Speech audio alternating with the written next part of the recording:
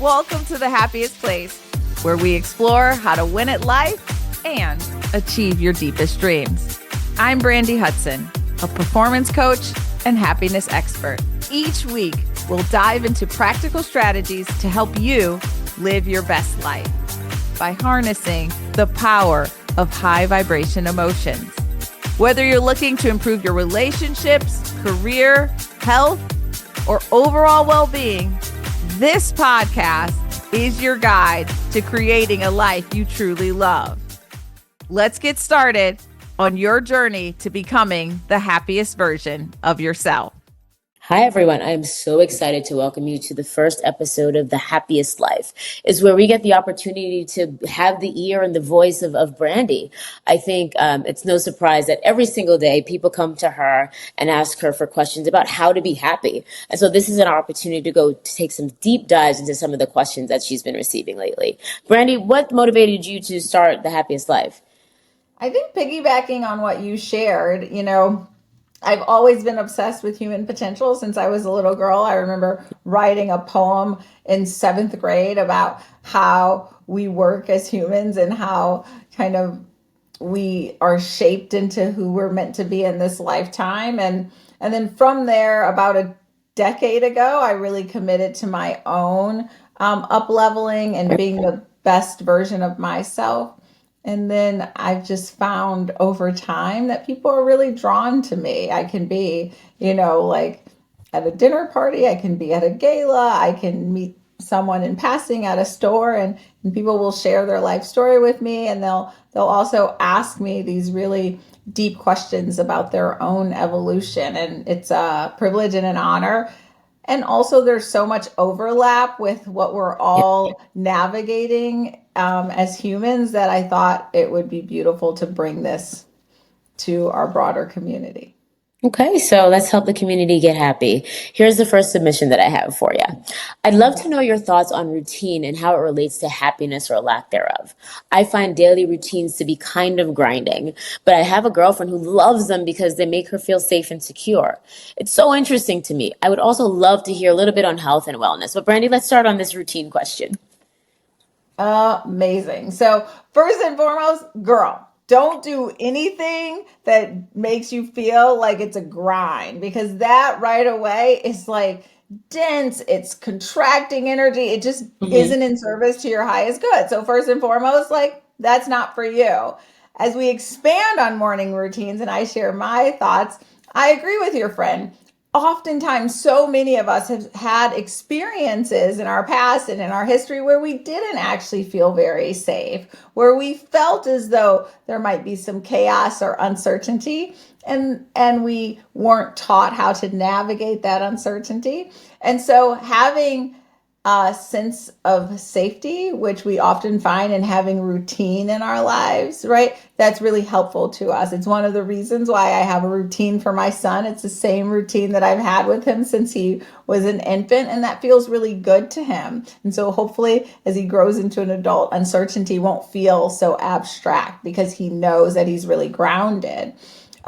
Routine is also valuable in that it reduces the number of decisions that you have to make every day, right? So we know, like, Steve Jobs every day wore a uniform to work, and that helped him focus all his creative energy on the things that mattered most to him. So having a routine also allows for us to decrease the number of decisions that we make. So there's a lot of value in having routines and being on autopilot. It's one of the reasons why we're made the way we're made, right? We breathe without having to think about it. Our heart beats without having to think about it. And these are ways that we can like move forward without having to use all of our brain's energy. But with that, we should do things that intrinsically feel good to us. We should be making choices that feel good, and then seeking to understand why some things don't feel as good to us, because in that understanding there's also expansion and there's opportunity to move forward in those ways as well. Let's unpack a little bit more about routines and safety. Do you have any routines that you do every morning? I know you mentioned the routine you have with your son, but what do you do for you personally? Yeah. Yes. So I do have a routine and it depends on how much time I have every day. I will stipulate that I have a family, but I also am fortunate to have a fair amount of support. And so with that, I do in the morning prefer to meditate. I prefer to take time to journal.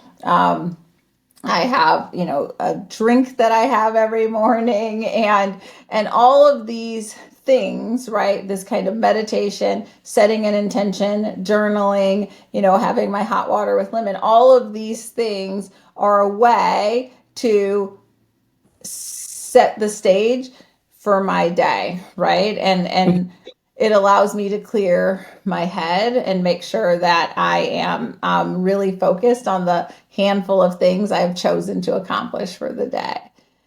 If I'm a person that has never had a routine before, how do I get started and understand what it is I need to get my first steps in?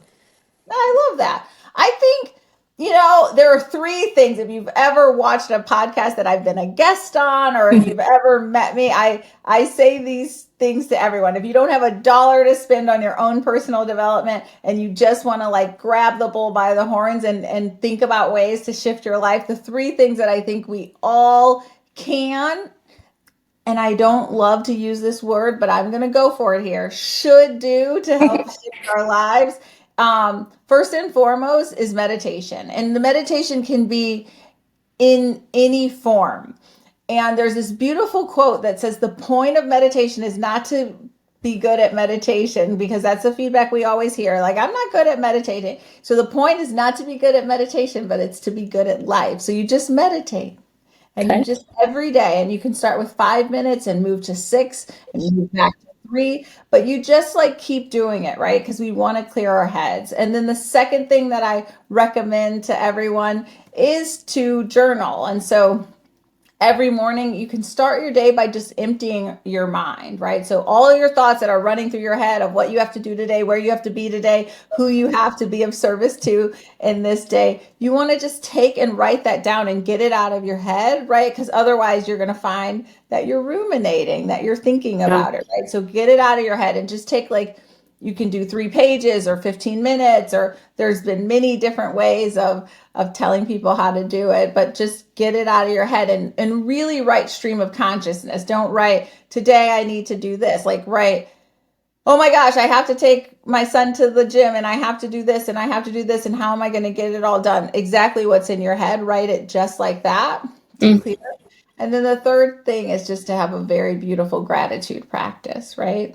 So what we focus on persists. So when we focus on all that's good in the world, we are going to find that we call more of that into ourselves, right? And so I always make an analogy, Rochelle. If, for instance, you sent me a gift and I never said thank you, you're a really big person. You may send me another gift, but if I didn't say thank you a second time, you might be like, well, I may not send Brandi a gift because Yeah. not very grateful and she doesn't appreciate it, or maybe I don't know how to pick a thing that she wants, so I'm just going to stop sending her gifts. And I think the universe works similarly. So the more that we can be very clear about the things that are coming into our experience that we enjoy and that we would like more of, as my friend Tanya always says, thank you, more please. uh, Really a beautiful way to reshape exactly what your experiences look like. I like the idea of stream of consciousness. Let's talk a little bit. You mentioned support systems, right? And I think that has to be such a really good reinforcing of your ability to take the time. Tell me a little bit about, do we need support in our routines? Is it something that we can go on our own? How do we know when it's working? Yeah, I think that's a great point. I think you'll know when you need support, right? So this is part of the push and pull, right? Like even when I'm working with people one on one, or I'm like talking to friends or acquaintances, most of the work that I do is teaching people to trust themselves, right? I was talking to a woman the other day about my book idea, and she was like, okay, that sounds good. She's like, I like your idea because I'm sick of all the books that say that everyone has the answer. And I'm like, well, I'm also the person who tells people they all have the answer because it's true. The reason why everybody in personal development tells you you have the answer is because you actually do. And so the work is to teach you how to trust that you have the answer, right? And so we really want to get to that place of like, this is the answer. And I know it is. And so for me, if I think way back to when I first started, the first thing I stopped doing was sending my friends pictures of my outfits and telling them if they thought I should wear this or not. Oh And it yeah. was just like a very simple thing, but it was like the first step of being like, I don't need someone to approve that this looks good and this is what I should wear. And I don't need to ask my husband. I don't need to ask my girlfriends. I can for myself find and have the answer. And so we build that muscle by starting in these really little ways. So, but with that being said, sometimes it is helpful to have people hold space for you, right? And so there's many instances where I hold space for people. And oftentimes, like their biggest aha moment is when I just repeat back to them what they said, because we don't oftentimes listen to ourselves. And sometimes when we It's hear fair. ourselves, we're like, did I just say that? And I'm like, you just said that. Right. And so it's about just like hearing and mirroring and reflecting back kind of, hey, this is how you're thinking about that. And sometimes it's challenging people. They'll say something and then you repeat it back, and then when they hear themselves, instead of acknowledging it, accepting it and saying, "Oh, okay, that's something I want to work with. That's something that I want to think about. That's something I want to explore." They'll say, "Oh, I didn't mean that." I'm like, Yeah. "Oh, interesting. Well, you said it." Right. And so that holding of space is a beautiful kind of support. And then what I was mentioning earlier is really like just having, right? Like when I have a son, some people are like, I have kids and I have a job and I can't just like have a hour morning routine. So I want to, make space for that, right? Like not everyone can do those things.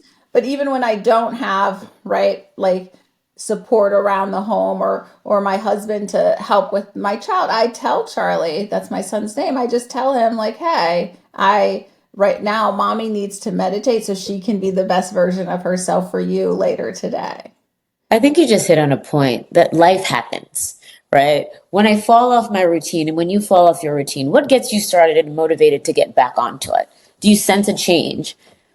Yeah, I mean, honestly, I am human like the rest of us. And sometimes there was this like part of my routine that I'd been doing, and I had not done it for maybe 6 months because Wow. it involved this device, and the device had broken, and I hadn't ordered a new one, and I just ordered a new one, and I got it. And I did it this morning, and I was like, wow, I feel so much better. Right. And so the problem is that decline is slow, Yeah. right? And so we don't always recognize it, right? And so the more we can have awareness, then the more we will feel, right? Like this is why most people who drastically change their lives can outline a definitive time in their lives where they hit the wall, right? So we know for sure that if you're diagnosed with cancer, your chance of quitting smoking increases exponentially. We know for sure if you get into a car accident because you were drinking